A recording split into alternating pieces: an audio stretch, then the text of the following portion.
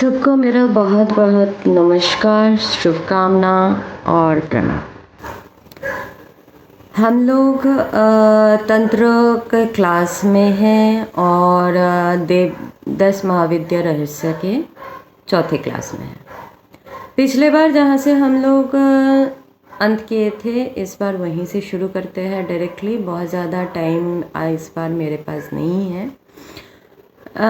एक question answer पहले कर लेती हूँ, क्योंकि प्रश्न एक आया है मिस निधि जोशी के पास से कि श्री राम अपने आप में परमात्मा स्वरूप है और परमात्मा होते हुए भी फिर उनको अपना आँख निकाल के देवी को क्यों देना पड़ा था। हालांकि निधि ने बहुत लंबी प्रश्न किए थी, मैं उसका जिस्ट उठा के आप लोगों को बता दिया। तो सबसे पहले मैं इसका जवाब देना चाहूँगी। देखो, एक साधक, आप जब एक देवता जब अपने शरीर में आते हैं या मानव शरीर धारण करते हैं, तो मानव शरीर का कुछ धर्म है जिसको मानना पड़ता है। मैं यहाँ पे राम की ही एक कोटेशन देती हूँ। श्री राम को जब दुर्वासा मुनि ने 14 साल के वनवास के बाद एवं लक्ष्मण जी को त्यागने वक्त यही प्रश्न उन्होंने भी किए थे कि आप नारायण के स्वरूप हो और नारायण के स्वरूप होते हुए आज आप शेष जी लक्ष्मण जी को आप त्याग रहे हो, तो ये विलाप क्यों? क्योंकि आपको तो सब कुछ पता है, आप सृष्टि स्थिति प्रलय सब जानते हो, तो ये विलाप क्यों? तो श्री राम ने, ये वाल्मीकि रामायण का पक्ष है, रामचरितमानस मैं पढ़ती हुई हूँ, लेकिन वाल्मीकि रामायण इतिहास है। रामचरितमानस हमारे पाठ्य ग्रंथ है और इतिहास नहीं है, क्योंकि वहाँ पे बहुत सारे जगह में कालिदास जी ने अपने प्रभु के बखान करते हुए बहुत सारे ऐसे चीज़ को उन्होंने नज़रअंदाज किए हैं जो ओरिजिनली संगठित हुआ था। ये जब रामायण का व्याख्या करेंगे तब आएंगे, और इसमें मैं अभी कोई विवाद नहीं चाहती हूँ, क्योंकि इसमें सबसे पहले एक विवाद खड़ा हो जाएगा कि रामचरितमानस को मैं खराब या बुरा भला बोल रही हूँ। नहीं, मैं नहीं बोल रही हूँ। एक भक्त की असीम प्रेम का भावना है रामचरितमानस, और एक ज्ञानी का प्राग दर्शन है वाल्मीकि रामायण। दोनों में अंतर है, एक अद्वैत है, एक भक्ति योग है, दोनों में अंतर है। और दोनों के इस अंतर अपने आप में इतना महान है कि उसमें ना तो कोई त्रुटि हो सकती है, ना कोई दुर्भावना हो सकती है, ना ही कोई गलतफहमी हो सकती है। हाँ, लेकिन जहाँ पे हम लोग थे वो ये है कि श्री राम जी तब खुद कहते हैं, सॉरी मुझे थोड़ा सा कैमरा एडजस्ट करना पड़ा। राम जी तब खुद कहते हैं, राम जी के वचन आते हैं, मनुष्य जन्म लिया है तो मनुष्य कर्म भी करना पड़ेगा। ये उनकी वचन की सार है। और बंगला वाल्मीकि में इसकी छंद बहुत सुंदर और मधुर होती है। जो बंगला में कहते हैं, जब वो मनुष्य जन्म लइयाछि जबे मनुष्य कर्म करिते हबे। आप जब मानव के जन्म ले रहे हो तो मानव के जैसा ही कर्म करना पड़ेगा। मानव अपने दुख में विलाप भी करेगा, अपनी खुशी का इजहार भी करेगा, क्योंकि ये सारे हमारे एक एक भाव के वाचक हैं। और जब रघुनाथ देवी को अपना कमल नयन अर्पण कर रहे हैं, उनसे वो क्या जताना चाहते थे? क्योंकि वो खुद भी तो एक इतनी बड़ी जोगी श्रेष्ठ, गुरु श्रेष्ठ है। तो क्या कह रहे हैं? आप देवी भागवत देखोगे तो देवी भागवत में आती है कि शक्ति के बिना देव कोई कार्य नहीं कर सकते। प्रभु ने माता दुर्गा का आवाहन कब करते हैं? जब वो काफी दिन तक युद्ध करने के बावजूद वो दशानन का हनन नहीं कर पाते हैं, दशानन के अंत नहीं कर पाते हैं, तो उन्होंने 9 दिन का व्रत रखा था, जिसको हम शारदीय नवरात्र कहते हैं। अकाल बंधन किए थे उन्होंने माता का। माँ को उन्होंने उस वक्त पुकारे थे जब उनको शक्ति की बहुत बहुत जरूरत थी। हम महामाया का कब आराधना करते हैं? जब हमें शक्ति चाहिए होती है, जब हम शक्ति के बिना अपने आप को अधूरे महसूस करते हैं। शक्तिहीन, बलहीन इंसान वो किस काम का? ना वो समाज का है, ना वो परिवार का है, ना वो खुद के है। तो शक्ति चाहिए होती है, और शक्ति कौन प्रदान करता है हमें? माँ जगदम्बा। तो जगदम्बा के पास जब वो जाचक रूप पे जाते हैं, चाहे वो श्री राम हो, चाहे वो महादेव हो, चाहे वो परापर शिव हो। अब देखो, आप इसको सांसारिक रूप में भी देखोगे ना, तो जिसके पास शक्ति है, जिसके पास जो ताकतवर है, उसके पास हम जाते हैं ना। बच्चे बड़ों के पास जाते हैं सहायता के लिए, बड़े उनसे बड़ों के पास जाते हैं, ज्ञानी के पास जाते हैं, हम गुरु के पास जाते हैं। तो इट इज मोस्ट नेचुरल कि आप शक्ति की कामना करोगे, आस करोगे। चले आते हैं हम लोग अपने 10 महाविद्या में। 10 महाविद्या का जब हम लोग साधन करते हैं, तो भी हम लोगों को एक ये ज़रूर होता है कि आज हम साधना में बैठे और कल हमें देवी सामने आ जाए। श्री राम को अपना कमल नयन दान करना पड़ा था, साधना के पराकाष्ठा बनना पड़ा था। आज के दिन में भी अगर कोई दैवी शक्ति शरीर ग्रहण करता है तो सबसे ज़्यादा दुख भोगते हैं, और भोगना पड़ता है। अगर आप इसको if you look it as a law of nature, तो यही लॉ है। तो तंत्र में भी हम लोगों को ये इच्छा ज़रूर होती है कि आज हम लोग माता का भजना करना शुरू किए हैं, और कल माँ हमें दर्शन देते हुए अपना आशीर्वाद दे दे। मुझे करीब करीब 45 साल लगा है। श्री राम को भी अपना आँख निकाल के देना पड़ा था, श्री कृष्ण को भी बहुत कुछ खोना पड़ा है जिंदगी में। जितने लोगों को सच में दर्शन मिला है,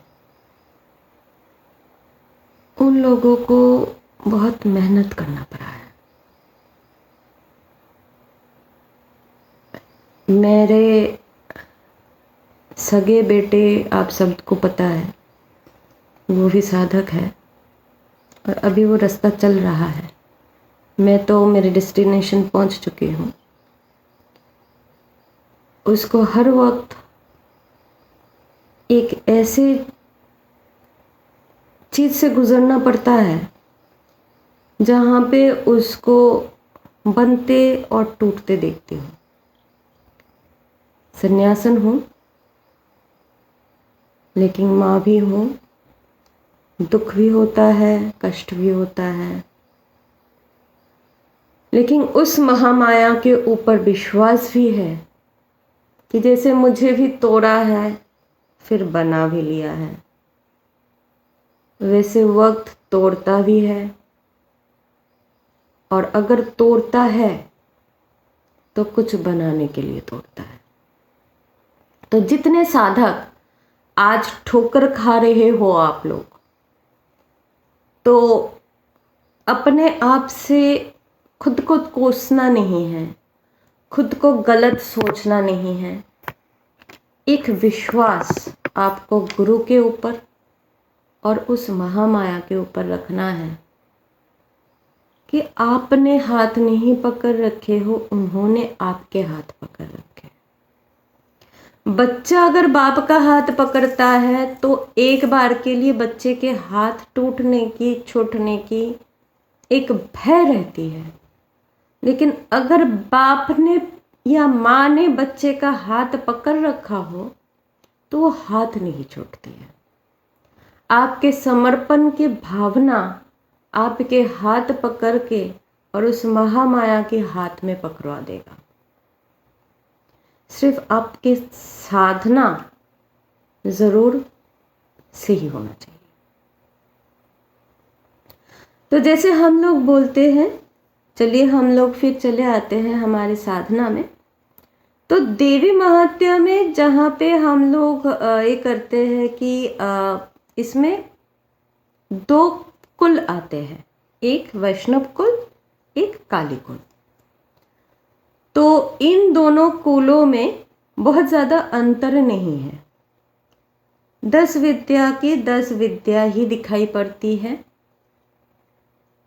और अगर आपको इसमें लगता है कि बहुत बड़ा अंतर साधन है या वैष्णव कुल में हम लोगों को कुछ अलग मिल जाएगा और काली कुल में काली कुल भ्रष्ट है या काली कुल, देखो सबसे पहले महामाया ये कहती है कि मैं ही हूं और अकेला मैं ही हूं, सृष्टि में हूं और मेरे अलावा कुछ नहीं है, शक्ति के अलावा कुछ नहीं है।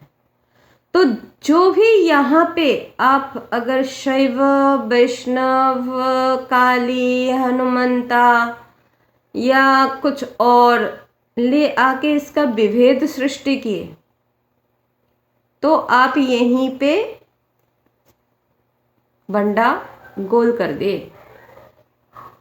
क्योंकि इसमें विभेद संभव है ही नहीं। जो एक है उसमें विभेद कैसा? रूप अनेक है लेकिन शक्ति एक है, पराकाष्ठा एक ही है। 10 महाविद्या है क्या?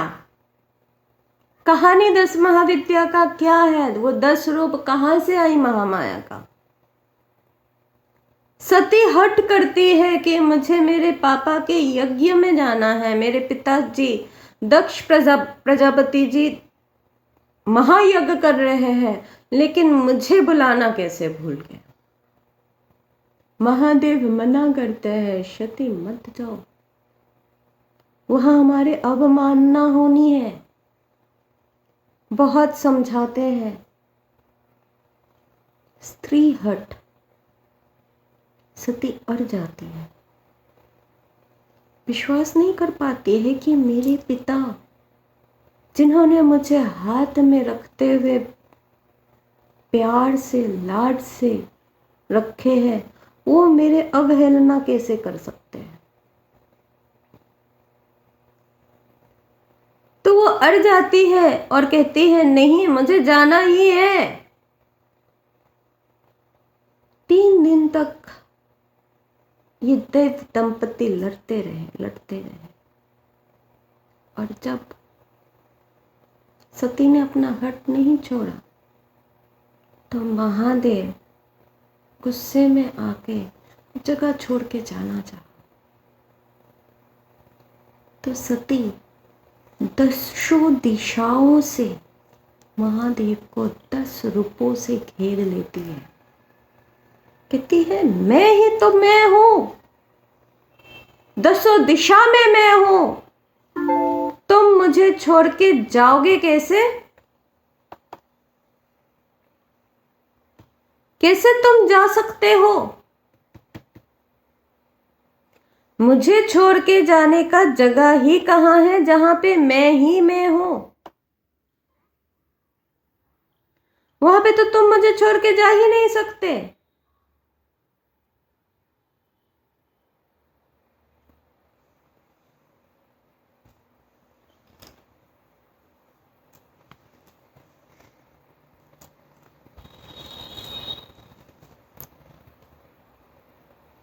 तो तुम फिर कैसे जाओगे मुझे छोड़ के?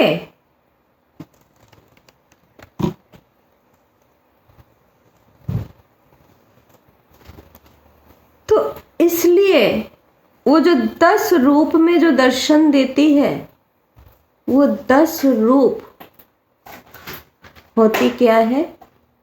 10 महाविद्या।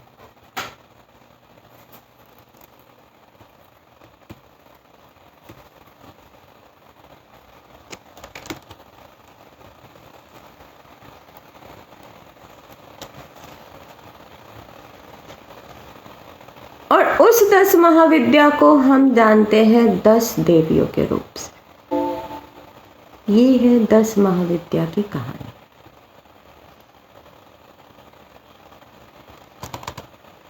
और उस 10 महादेवियों को, 10 रूपों को अगर आप एक से अलग करते हो तो आपके साधना वहीं पे खत्म हो जाएगा।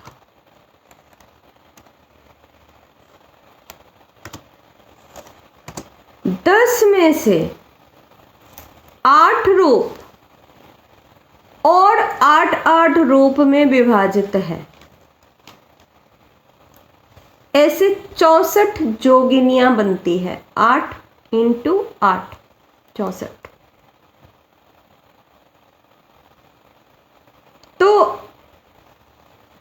10 महाविद्या के इस 10 रूप में से 64 जोगिनियां भी आती है।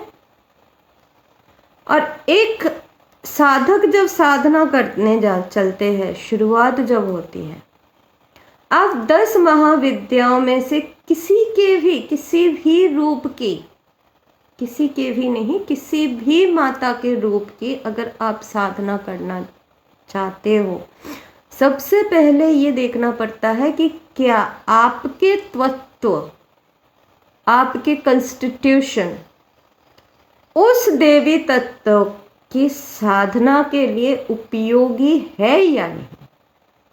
ये विचार कौन करते हैं? ये आपके सद्गुरु विचार करते हैं। वो उसी बीज रूप में आपका बीज मंत्र धारण करवाते हैं जिस बीज में आपकी कॉन्स्टिट्यूशन फिट होती है। ऐसा नहीं हो सकता कि आज आपका मन हो रहा है मैं बगलामुखी का साधना करूंगा, या मेरे को शत्रु ज्यादा दिख रहा है तो मुझे बगलामुखी का साधना करना है। ये भी नहीं हो सकता है मैं काली की पुजारी हूं तो मैं काली का साधना करूंगा। देखो साधक लोग कहाँ पे भटकते हो आप पता है? कि आप जब गुरु मार्ग का प्रत्यक्ष ना करके आप अपने मन की हट की सुन के और कोई भी एक देवी का साधना करने निकल जाते हो, अगर वो कॉन्स्टिट्यूशन आपका सही नहीं फिट होता है, 2 दिन में आपको साधना करना भुला देगी। ये मातृशक्ति है, इनके साथ खिलवाड़ मत कीजिए। आप नाम ले लीजिए, आप नाम का साधना कीजिए, आप कुछ भी करो, कोई मतलब नहीं है। लेकिन अगर आप तंत्रोक्त साधना करने आते हो, सबसे पहले उचित गुरु का धारण करना बहुत जरूरी है। बिना गुरु के इस मार्ग में प्रवेश निषेध है। और इसीलिए इस तंत्र का बहुत सारे व्याख्यातक किताबें नहीं मिलती है मार्केट में। तंत्र मार्केट की किताब पढ़ के सीखा नहीं जा सकता है, सिर्फ और सिर्फ सद्गुरु चरणों में ही सीखा जा सकता है। जितने लोग मार्केट से किताब पढ़ के तंत्र सीख रहे हो, उन लोगों को बाधा आना बहुत लाजमी है। आपकी संसार टूटने का चांस है। मैं डरा नहीं रही हूँ, धमका नहीं रही हूँ, लेकिन सच्चाई बता रही हूँ। बहुतों को मैं हालत में देख रखी हूँ, तभी बता रही हूँ।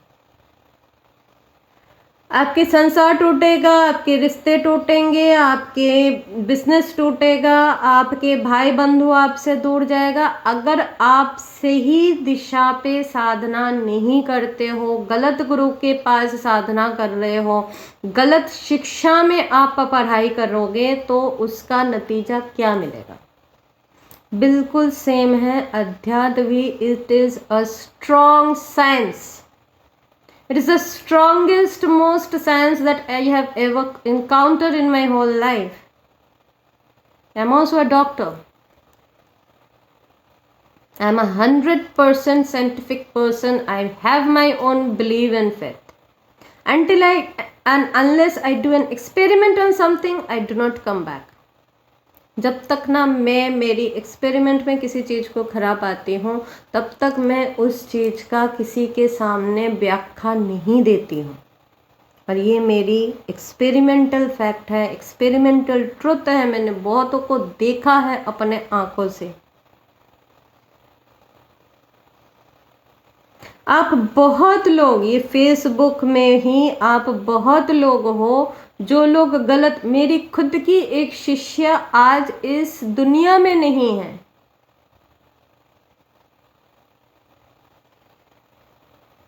जो मेरे शिष्य लोग हैं उन लोगों को पता है मेरी एक शिष्या हुआ करती थी। उसने अपने मन से काली साधना शुरू की थी। हाँ, आत्मा का होता है, आत्मा खींचती है।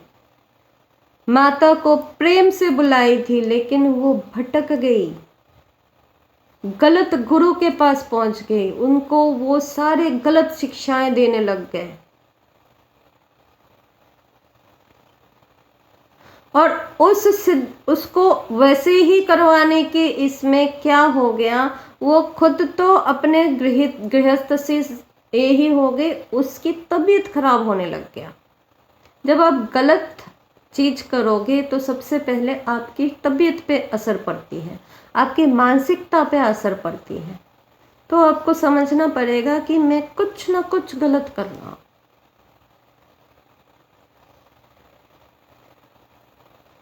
अगर आपकी मन गलत हो रहा है, आप भ्रमित हो रहे हो, तो खुद बैठो, खुद सोचो, आपके मन से बड़ा गुरु नहीं है। आप अपने मन में सोचने का कोशिश करो कि मैं कहाँ पे गलत हो रहा हूँ। इसलिए मैं सबसे पहले बोलती हूँ कि क्रिया योग प्राणायाम मैंने जब शुरुआत ही किया है, मैंने क्रिया योग से शुरुआत करवाया है। इसीलिए क्रिया योग से शुरुआत कराया है कि पहले अपने मन को थोड़ा सा एक्टिवेट कर लो। उसके बाद क्या होगा कि आपके बोध जो है वो थोड़ा सा काम करना शुरू करेगा। विवेक, बोध और बुद्धि, ये तीन जिस मनुष्य के अंदर जागृत है वो मनुष्य है। इसमें से अगर एक भी सोया हुआ निकला तो वो मनुष्य रूपी हो सकता है, लेकिन मनुष्य नहीं है। मनुष्य, इसका क्या अगर हम लोग इसका विभाजन करें तो क्या संधि विच्छेद करें तो क्या निकलता है? जिस के अंदर अपने मान का हुश है, हुश होना यानी कि बोध होना। आपके अंदर आपके मान के, आपके मर्यादा के होश है तो आप मनुष्य हो। आपके अंदर ज्ञान है, विवेक है, बुद्धि है। प्रभु ने सब कुछ दे रखे हैं, उसका इस्तेमाल करें।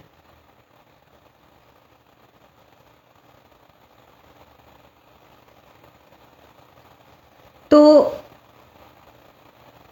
आज भी शायद हम लोग प्रॉपर क्लास अभी भी शुरू नहीं कर पा रहे हैं, लेकिन हाँ, हम लोग थोड़ी थोड़ी करके उस तरफ आगे जा रहे हैं।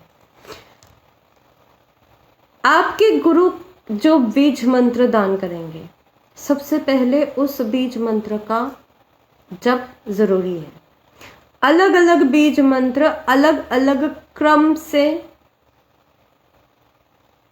क्रम मतलब संख्या, अलग अलग संख्या का पुनश्चरण होता है। कोई मंत्र 10 विद्या में, कोई मंत्र तो 1 लाख में ही संपूर्ण हो जाती है, कोई 24 लाख है, कोई 9 लाख है। ये आपके गुरु आपको देखते हुए आज्ञा देंगे कि कितना जप आपको करना है। पर डे समसंख्यक जप होना चाहिए। इसमें बालहट मत कीजिए, इसमें बहुत जल्दबाजी मत कीजिए, इसमें कुछ भी इधर से उधर करना हानि संभव है। आप किसी भी देवी की आराधना कर रहे हो तो आप इतना याद रखना, it's not atom bomb that you are working with, but it is nuclear bomb you are working with. तो उसी हिसाब से चलिए। गुरु आज्ञा से बीज मंत्र सबसे पहले मिलती है, उसके बाद 9 अक्षर या 6 अक्षर, 3 अक्षर, 64 अक्षर तक की मंत्र होती है। इसके बाद हम लोग नेक्स्ट क्लास में शुरू करेंगे पहले महाविद्या का क्लास, और हम लोग महाविद्या का स्वरूप और महाविद्या का मंत्र का डिस्कशन करेंगे। तो मेरे साथ जुड़े रहिए। अगले क्लास के लिए इंतज़ार कीजिए, अगले हफ्ते तक आ पाएगा। थोड़ा सा यहाँ पे भी थोड़ा सा काम चल रहा है, थोड़ा सा शरीर स्वस्थ नहीं होती है हर वक्त, तो थोड़ा सा इधर उधर हो जाता है क्रम में, लेकिन मैं कोशिश करती हूँ हफ्ते में एटलीस्ट 1 क्लास आप लोगों का ज़रूर करा दूँ। बाकी अगर जैसे जैसे आप लोगों की प्रश्न आती है तो मैं प्रश्न का जवाब देने के लिए और 1 क्लास की सोच रही हूँ, क्योंकि बहुत सारे प्रश्न आ रही हैं और ये प्रश्न की ही जवाब देते देते पूरा 1 क्लास निकल जाती है। तो सबको मैं विदा लेती हूँ इस बार के लिए। आप सब अच्छे से साधना कीजिए, गुरु मार्ग पे चलिए, गुरु परंपरा का इज्जत कीजिए। इसी से आज की क्लास यहीं पे समाप्त करते हैं। प्रणाम।